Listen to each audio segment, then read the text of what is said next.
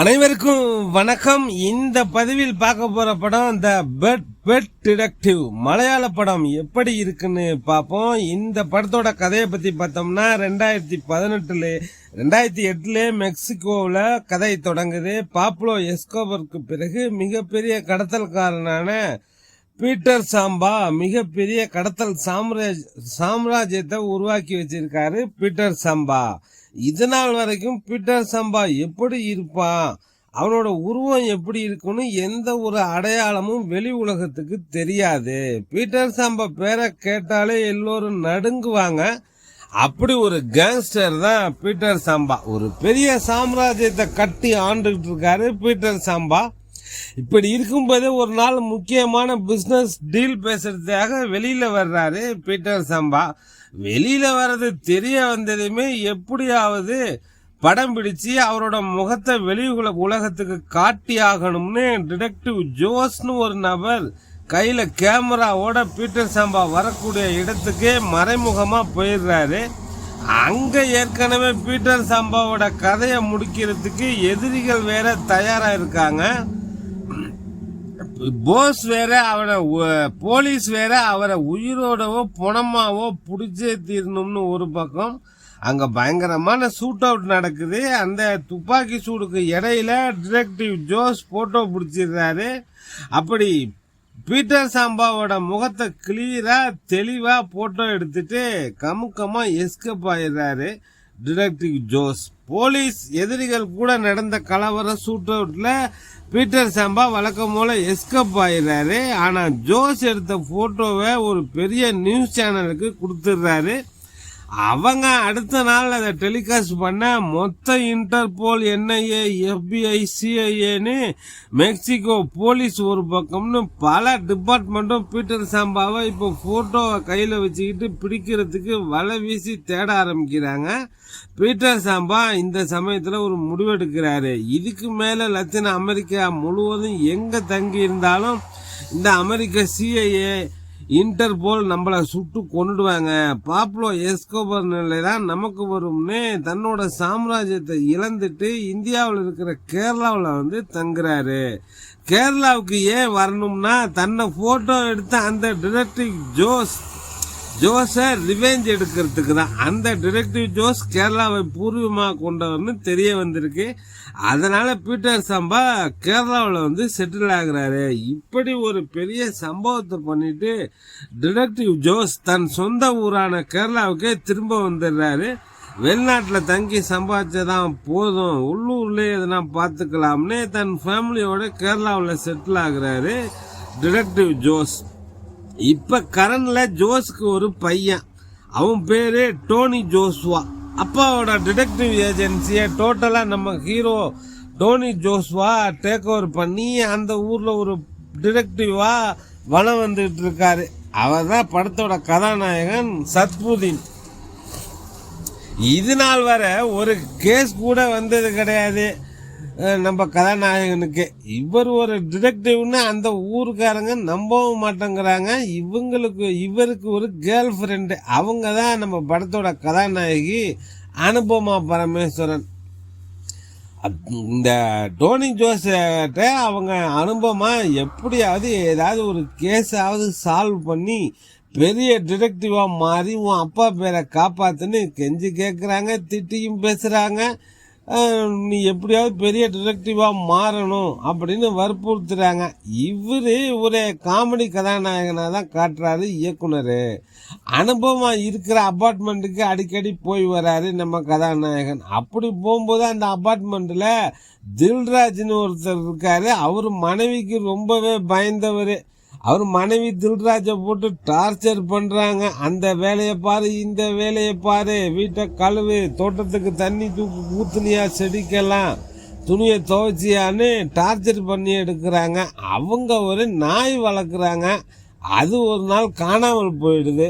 அந்த தில்ராஜ் நம்ம ஹீரோ கிட்ட நாயோட போட்டோவெல்லாம் கொடுத்து எப்படியாவது கண்டுபிடிச்சி கொடுன்னு சொல்றாரு. இல்லைன்னா நான் இருக்கவே முடியாது என் மனைவி கிட்ட, நீ எப்படியா எனக்கு ஹெல்ப் பண்ணுன்னு கேட்குறாரு. ஹீரோவுக்கு ஒரு ஃப்ரெண்டு இருக்கா.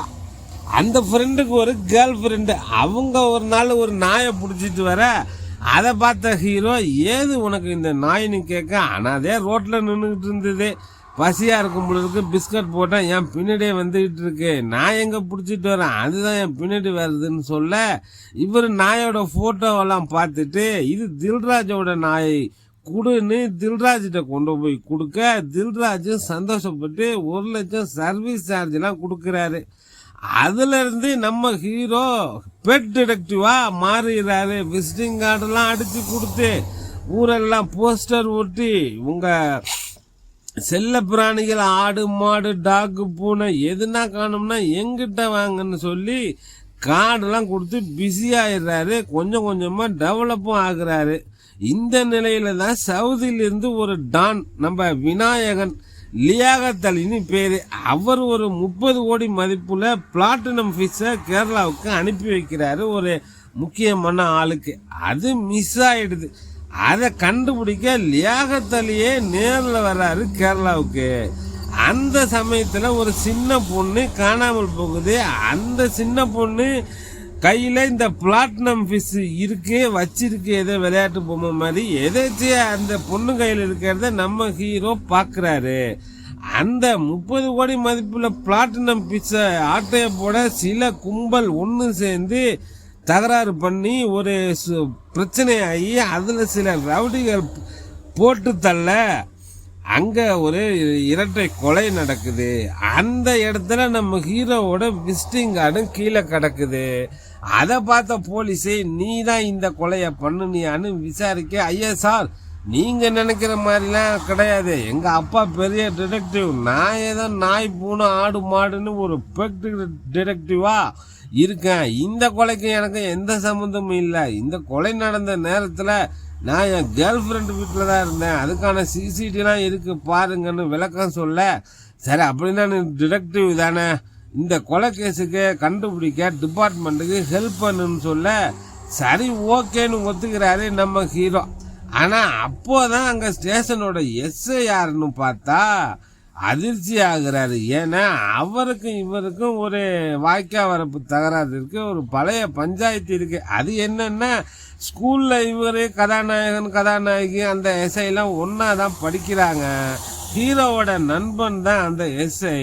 அப்போ படிக்கும் போது ஒரு தண்ணி பாட்டில் எடுத்து அவரோட பேண்ட்ல ஊற்றி விட்டுட்டு இங்க பாருங்க பேண்ட்ல ஒண்ணுக்கு போயிட்டான்னு கிண்டல் பண்ண, அதை பார்த்த கதாநாயகி பல பெண்கள் உட்பட பல பேரு குபீர்னு விழுந்து விழுந்து சிரிக்க ஏக எரிச்சல் ஆயிடுறாரு எஸ்ஐ சின்ன வயசுலயே. டே டோனி ஜோஸ், உனக்கு இனிமே நான் தான் எதிரி, உன்னை ஒரு நாள் ரிவெஞ்ச் எடுப்பேன், எனக்கு நீ தான் எதிரி, உனக்கு நான் தாண்டா எதிரி, குறிச்சு வச்சுக்க காலண்டர்ல இந்த நாள்னு சபதம் எல்லாம் போட்டவரே அந்த எஸ்ஐ. இப்ப இந்த கொலை கேஸ்ல எப்படியாவது ஹீரோவை சிக்க வச்சு புடிச்சு உள்ள போடணும்னு தீவிரமா இருக்காரு. இந்த கொலை கேஸ்ல இருந்து நம்ம ஹீரோ தப்பிச்சாரா இல்லையா, அந்த 30 கோடி மதிப்புள்ள பிளாட்டினம் பீஸ் இப்போ யாருக்கு வந்தது, யாருக்கிட்ட இருக்கு, கடைசியா யாருக்கு கிடைச்சது, மெக்சிகோவிலிருந்து வந்த பீட்டர் சம்பா என்ன ஆனாரு, தில்ராஜ்ங்கிறவர் யாரு அப்படிங்கறதுதான் இந்த படத்தோட மொத்த கதைய. ஒரு comedy gangster Malayalam drama movie தான். ஒரு காமெடியா ஒரு படம் பார்க்கணும்னு நினைச்சா இந்த படம் பாருங்க. நம்ம சுந்தர்சி படம் மாதிரியே இருக்கு. அவர் படம் மாதிரியே கிளைமேக்ஸ்ல ஒரு 15 நிமிஷம் அந்த பிளாட்டினம் பீஸை வச்சு சுத்த விடுறாங்க.